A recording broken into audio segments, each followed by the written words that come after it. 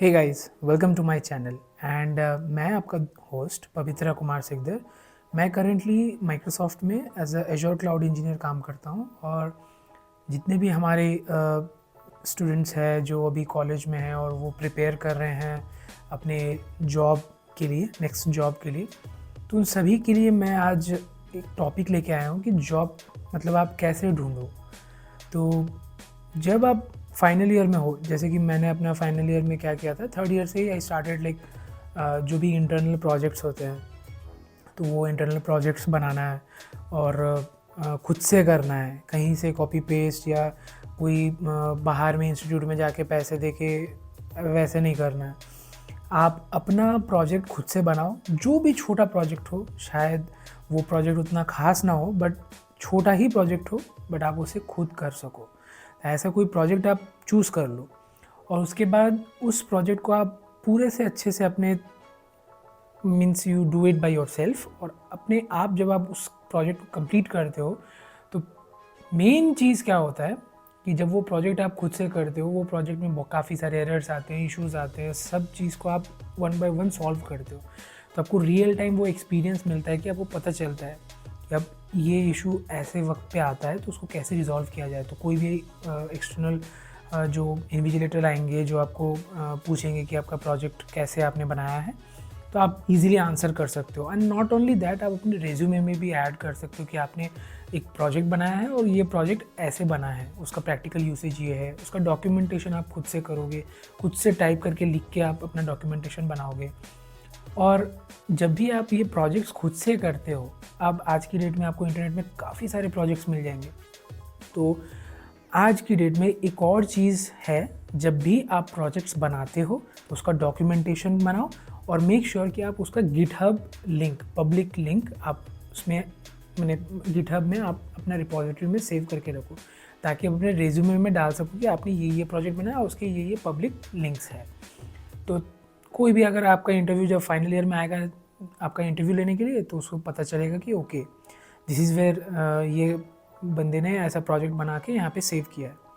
तो ये आपको काफ़ी हेल्प आएगा और ये आपके रेज्यूमे में रहेगा तो बहुत हेल्पफुल रहेगा, क्योंकि कॉन्सेप्ट सबको पता है, इंटरव्यू हर कोई प्रिपेयर कर रहा है, बट रियल वर्ल्ड कितना जानते हैं लोग, नहीं जानते हैं, उनको फिर से ट्रेनिंग दिया जाता है। बट आप जितना रियल वर्ल्ड प्रोजेक्ट्स बनाते हो तो वो आपके लिए काफ़ी हेल्पफुल होता है। और नेक्स्ट चीज़, ये तो हो गया प्रोजेक्ट्स बनाना। सेकेंड चीज़, टेक्नोलॉजी। काफ़ी सारे टेक्नोलॉजी हैं आज की डेट में मार्केट में। आपको लगता हो कि ये सीख ले, या आपको लगता है वो सीख ले, XYZ लाइक सैप सीख लो, या फिर आप डेवॉप्स सीख लो, या फिर आप लिनक्स एडमिनिस्ट्रेशन सीख लो, या फिर कोडिंग सीख लो। और आज की डेट में ना ये भी काफ़ी बड़ा हुआ बना रखा है लोगों ने कि only if you know coding you can survive और you can come to IT jobs. But मैं आपको ये बताना चाहूँगा, ऐसे काफ़ी सारे रोल्स हैं जिसमें आपको कोडिंग का ज़रूरत नहीं है। For suppose you are someone जिसे कोडिंग पसंद नहीं है, जिसे कुछ, हाँ देखो, आप IT में कुछ भी करो, कोई सा भी रोल लो, थोड़ा सा कोडिंग तो आना चाहिए, बेसिक कोडिंग, जो कि C++, जावा।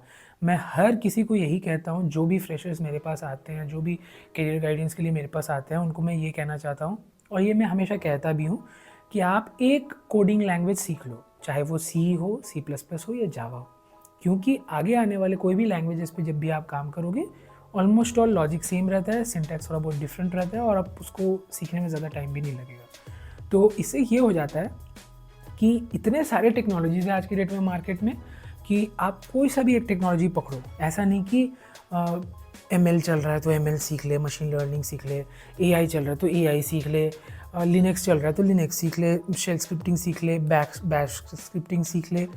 ऐसा नहीं है, आप अपना स्टैक बनाओ। जैसे कि अगर आप डेवॉप्स इंजीनियर बनना चाहते हो तो आपको लिनक्स आनी चाहिए, आपको हल्की फुल्की कोडिंग आनी चाहिए, आपको Azure DevOps as a tool आना चाहिए, कैसे आप CI पाइपलाइन बनाते हो, CD पाइपलाइन बनाते हो, कहाँ से कहाँ पे आप अपने कोड को रखते हो, रिपोजिटरी कनेक्टिविटी वगैरह, ये सब आनी चाहिए आपको। और आपको कोई भी क्लाउड प्लेटफॉर्म का एक्सपीरियंस होना चाहिए। तो अब मैं एजोर की बात कर रहा हूँ यहाँ पे, एजोर डेवॉप्स की बात कर रहा हूँ, तो यहाँ पे आप एजोर, माइक्रोसॉफ्ट एजोर क्लाउड प्लेटफॉर्म को चूज़ कर सकते हो, या फिर आप AWS क्लाउड प्लेटफॉर्म को भी चूज़ कर सकते हो। अगेन यहाँ पे भी बहुत सारे क्लाउड प्लेटफॉर्म है, ज़रूरी नहीं है आपको AWS, GCP, गूगल क्लाउड या फिर ओरेकल क्लाउड सब सीखने हैं, नहीं, you can pick up any one particular cloud platform और बाकी सारा कॉन्सेप्ट्स हर जगह सेम है, थोड़ा सा UI डिफरेंट है। तो मैं हाथ जोड़ के सबसे यही कहना चाहता हूँ कि आप बेधड़ल्ले से इन लोगों के पीछे मत भागो जो कोडिंग और हमेशा ये आपकी इंडस्ट्री में बहुत सारे टेक्नोलॉजी हैं। आप कोई एक ऐसे बंदे को पकड़ो, ऐसे बंदे को फॉलो करो। आज की डेट में यूट्यूब में बहुत सारे लोग हैं जो डिफरेंट टेक्नोलॉजीज़ पे वीडियोस बनाते हैं। तो अभी जैसे अगर आप मेरी चैनल को फॉलो करोगे तो मैं एज़्योर क्लाउड पे बनाता हूँ वीडियो। तो अगर आपको एज़्योर क्लाउड में इंटरेस्ट है, आप मेरे चैनल को सब्सक्राइब कर सकते हो, आप मेरे चैनल को फॉलो कर सकते हो। और अगर आपको .NET या फिर जावा ऐसा कोई भी अलग डिफरेंट लैंग्वेज पे आपको इंटरेस्ट है तो आप उस पर्सन को फॉलो कर सकते हो और उसी के वीडियोस देखो और उनसे रिलेटेड और भी सारे कंटेंट क्रिएटर्स के वीडियोस देख सकते हो, बट उस पर्टिकुलर टेक्नोलॉजीज़ के आप वीडियोस देखो और उसमें महारत हासिल करो। और एक बार जब आप उस पर महारत हासिल कर लेते हो तो आपके लिए जब जॉब आप इंटरव्यू में जाते हो आप बोल सकते हो कि मेरा एक्सपीरियंस इस पर्टिकुलर टेक्नोलॉजी में बहुत अच्छा है, आप मुझे interview low, I have good skills on that. तो आप इंटरव्यू ईजिली क्रैक कर सकते हो। और आप आओगे ना ट्रेनिंग करने के बाद, आपको कौन से टेक्नोलॉजी में वो बैठाएंगे आपको भी नहीं पता, बट बेसिकली इनिशियली आपको ऐसा होना चाहिए, कोई भी एक पर्टिकुलर टेक्नोलॉजी में होना चाहिए और आपके पास एक प्रोग्रामिंग लैंग्वेज होना चाहिए, आपके पास रियल टाइम प्रोजेक्ट्स के एक्सपीरियंस होने चाहिए।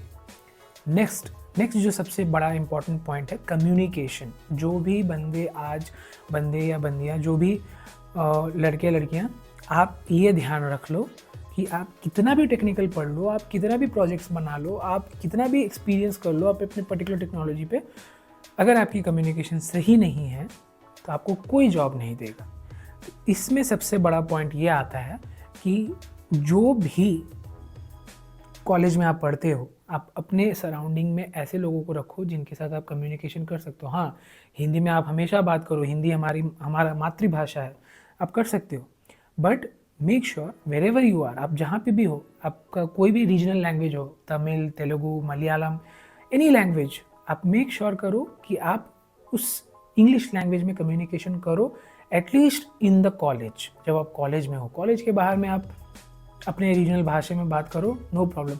इससे ये एक और चीज़ भी होता है कि मान लो आपके क्लासरूम में कोई ऐसा बंदा है जो बाहर दूसरे स्टेट से आया, that person will not feel uncomfortable. And again, आप जब कंपनी ज्वाइन करते हो तो आपके टीम में बहुत सारे रीजन के लोग हो सकते हैं। जैसे मैंने भी जितने भी कंपनियों में काम किया है, मेरे टीम में डिफरेंट रीजन के लोग रहते हैं, डाइवर्स पॉपुलेशन रहते हैं मेरे टीम में। तो नोबडी मेक श्योर कि हम रीजनल में बात करें, रीजनल लैंग्वेज में बात करें। तो हर कोई इंग्लिश में बात करता है जब तक वो ऑफिस में हो। आपका जब ऑफिस ख़त्म हो चुका है, आप अपने रीजनल लैंग्वेज में बात कर सकते हो। तो ऐसे आप कम्युनिकेशन अपने सुधारोगे जब तक आप कॉलेज में रहोगे, कॉलेज कैंपस के अंदर में रहोगे।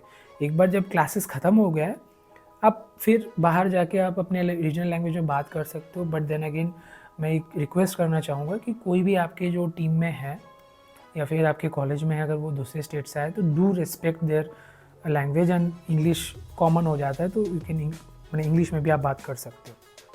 तो कम्युनिकेशन हो गया।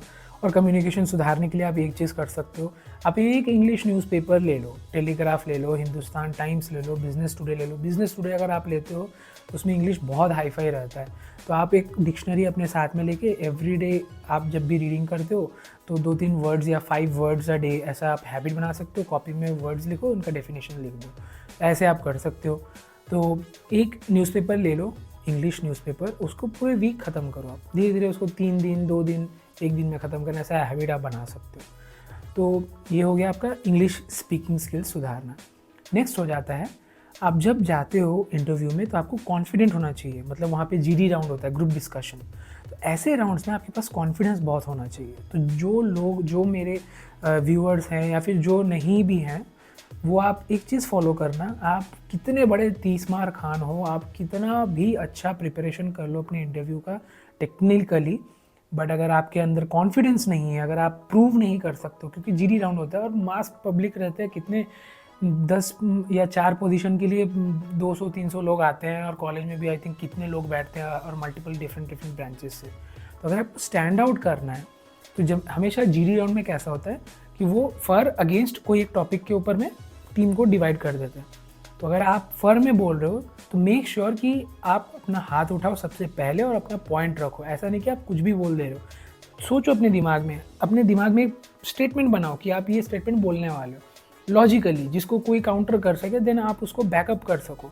हमेशा जब भी आप जीडी राउंड, अगर जीडी राउंड को आपको निकालना है ना, तो जीडी राउंड मैंने अपने पहले कंपनी में मैंने जीडी राउंड निकाला था। और जीडी राउंड इतना इंपॉर्टेंट होता है, वो नॉकआउट राउंड होता है, मतलब ये डिसाइड करता है कि आप आगे जाओगे या नहीं। तो सबसे पहले जीडी राउंड ही होता है, या फिर कहीं कहीं पे आपको एप्टीट्यूड टेस्ट भी होता है। तो एप्टीट्यूड टेस्ट में तो आपको प्रिपरेशन करना है, मैं उसके बारे में बाद में बताऊंगा। बट जीडी राउंड में अगर आपको निकालना और अगर आपको मैंने उसमें जीतना है, तो सबसे पहले तो उसमें कॉन्फिडेंटली, मतलब you should show that you are confident, आपके फेस में वो दिखना चाहिए। और जब आप बोलोगे कि जैसे अगर मैं कोई स्टेटमेंट बोलता हूँ कि yes I believe India is very strong in the recent years in 2024, banking up with the data which is 60% of the population is today educated and we have electricity in almost all the villages. You can just, आप कोई भी reference ले लो, exact data नहीं होना चाहिए, approximately हमेशा डालना। और आप कॉन्फिडेंटली अगर ऐसे बोलोगे ना किसी के सामने, तो वो उस चीज़ को वैल्यू देगा और वो बोलेगा कि हाँ ये बंदा काफ़ी स्ट्रॉन्ग है, ये इसका कैरिज्मा अच्छा है, ये इसका कैरेक्टर अच्छा है। तो अगर आपको कॉन्फिडेंटली अगर कोई भी चीज़ आप बोलते हो driven by facts and data, आप रेफरेंसेस भी पकड़ना जब भी आप कोई भी स्टेटमेंट बोलोगे, तो वो बहुत इम्पैक्टफुल होता है। और रही बात कॉन्फिडेंस की, तो आप मिरर में हमेशा अपने आप को रख के आप कुछ ना कुछ कोई ना कोई एक टॉपिक के ऊपर डेली बोल सकते हो। आपका आवाज़ में दम होना चाहिए, ज़ोर होना चाहिए। और आप जब भी बोलते हो तो क्लैरिटी के साथ बोलो। कोई भी बड़े बड़े वर्ड्स यूज़ नहीं करने हैं। अगर आप नहीं कर पाते हो, सिंपल वर्ड्स भी यूज़ कर सकते हो, but it should be in a higher tone. तो ऐसे करके आप जीडी निकाल सकते हो। देन आता है एप्टी भी कहीं कहीं पे एप्टीट्यूड टेस्ट होता है, जहाँ पे आपको मतलब नॉकआउट राउंड वो भी होता है। बहुत सारे लोग आते हैं और वो एप्टीट्यूड में फेल हो जाते हैं। तो एप्टीट्यूड के लिए आप प्रिपरेशन कर सकते हो अपने, जब भी अपने कॉलेज टाइम पे रहोगे, टाइमर रख लेना सामने, और मैथ्स के जितने भी क्वांट वगैरह जो भी है आप प्रिपरेशन कर सकते हो टाइमिंग के हिसाब से। और आप उस हिसाब से मेक श्योर कर सकते हो कि आप विद इन दैट टाइम आप वैसे कंप्लीट कर सकते हो। आप नेट पे अगर जाओगे, आपको काफ़ी सारे क्वेश्चंस, इंटरव्यू पेपर्स मिल जाएंगे, टीसीएस के, एक्सेंचर्स के, विप्रो के। अगर आप फैंग मैंग जैसे गूगल, माइक्रोसॉफ्ट में भी जाना चाहते हो, तो उनके भी आपको क्वेश्चंस वहाँ पे मिल जाएंगे। आजकल तो आप लोगों के पास लीड कोड और नीट कोड है, यहाँ से भी आप प्रिपेयर कर सकते हो, GeeksforGeeks and all. And then ऐसे आप टाइमर के साथ में प्रिपरेशन करते रहो। एप्टीट्यूड टेस्ट में भी आप शाइन कर सकते हो, जहाँ पे जीके, जनरल नॉलेज, ग्रामर और मैथ्स रिलेटेड क्वेश्चंस रहते हैं। तो आप टाइमर के साथ रख के उसको आप प्रिपरेशन कर सकते हो। आर एस अग्रवाल का बुक बहुत फेमस था हमारे टाइम पे। और बाकी आप ऐसे ही प्रिपरेशन करते रहो। और हाँ, आपका एक लिंक्डइन प्रोफाइल होना चाहिए। आप लिंक्डइन में अच्छे से अपना प्रोफाइल बनाओ, क्या क्या चीज़ में इंटरेस्ट है वो लिख सकते हो। आप लिंक्डइन में सर्च भी कर सकते हो कि कौन हायरिंग कर रहा है। तो आप उसमें जस्ट अगर लिखोगे ना हायरिंग करके, हायरिंग मैनेजर या हायरिंग, जस्ट वर्ड लिख दोगे तो आपको पता चलेगा कौन कौन हायरिंग कर रहा है और क्या क्या पोस्ट डाला है। तो वैसे बेसिस पे भी आप उस पर्सन को रिक्वेस्ट भेज सकते हो। अगर आपके पास थोड़ा सा पैसा है तो आप लिंक्डइन प्रीमियम भी ले सकते हो, जिससे आपको काफ़ी फ़ायदा होगा जब आप जॉब सर्चिंग करते हो। तो वैसे आप डायरेक्ट मैसेज कर सकते हो, कोई भी जो आपका कनेक्शन नहीं है तो उनको आप रीच आउट कर सकते हो। और बाकी मतलब बाकी जो पॉपुलेशन, उनसे आप एक स्टेप आगे रह सकते हो। आपका रेज्यूमे भी 1 पेजर होना चाहिए और काफ़ी बेहतर होना चाहिए। आज के डेट में इंटरनेट में आपको काफ़ी सारे टेम्पलेट मिल जाएंगे, तो कोई भी एक अच्छा सा टेम्पलेट पकड़ के वैसे ही वर्ड्स या फिर वैसे ही चीज़ें लिखनी है जो आपको पता है और जो हाईलाइट है। जैसे कि अगर मेरा एक्सपीरियंस है एज़्योर क्लाउड में, मेरे को वीएम क्रिएट करने आता है, वीएम ट्रबल शूटिंग करने आता है, आर्म टेम्पलेट्स डिप्लॉय करने आते हैं, फिर स्क्रिप्टिंग, पावरशेल स्क्रिप्टिंग वगैरह आते हैं। तो आप उसको स्किल्स में लिख दो। बाकी जब इंटरव्यू होगा ना, तो वो आप एक्सप्लेनेशन कर सकते हो, प्रोजेक्ट्स के बारे में थोड़ा सा हाईलाइट करके बता सकते हो कि आपने क्या क्या किया था। बट इतना नहीं होना चाहिए कि काफ़ी बड़ा हो जाए। एक पेज में आप सिंपल, शॉर्ट एंड क्रिस्प, आप चैट जीपीटी का भी इस्तेमाल कर सकते हो, करेक्ट प्रॉम्प्ट डाल के कि भाई मेरे को ये एक स्टेटमेंट में चाहिए, ये पूरा स्टेटमेंट, तो वो भी चैट जीपीटी आपको जीपीटी करके दे देगा। तो ऐसे करके आप करो। और फाइनली एक ऐप है, नौकरी ऐप। भाई मेरे लाइफ में तो नौकरी ऐप बहुत हेल्पफुल रहा है, आपके लाइफ में भी होगा। अगर आप naukri.com में अपना प्रोफाइल बनाओ और सारा डिटेल्स करेक्टली डालो और डेली अप्लाई करो, डेली प्रोफाइल में चेंजेस करो, क्योंकि प्रोफाइल में सुबह सुबह अगर अपने प्रोफाइल में चेंज करते हो ना, हल्का से भी कुछ भी चेंज करते हो, डॉट डालते हो या फिर मंथ चेंज करते हो या फिर ईयर चेंज करते हो, तो आपका प्रोफाइल सुबह सुबह टॉप सर्च में चला जाता है। तो कोई भी एचआर अगर सर्च वर्च करता होगा तो उसे आपका प्रोफाइल मिल जाएगा। तो नौकरी ऐप का तो हो गया, नौकरी ऐप हमारे माई बाप हैं, उससे हमें बहुत सारे जॉब मिले हैं, आपको भी मिलेगा, नौकरी प्रोफाइल बना लेना। बाकी अब मैं आज का वीडियो यहीं पे ख़त्म करना चाहता हूँ। तो गाइज़ अगर आपको मेरा ये वीडियो अच्छा लगा और इन्फॉर्मेटिव लगा तो कृपया मेरे कमेंट्स में आप बताएं कि आपको और कैसे तरीके के वीडियोस चाहिए, तो मैं उस हिसाब से वीडियो बनाऊँगा। तो फ़िलहाल के लिए thank you guys and see you next time.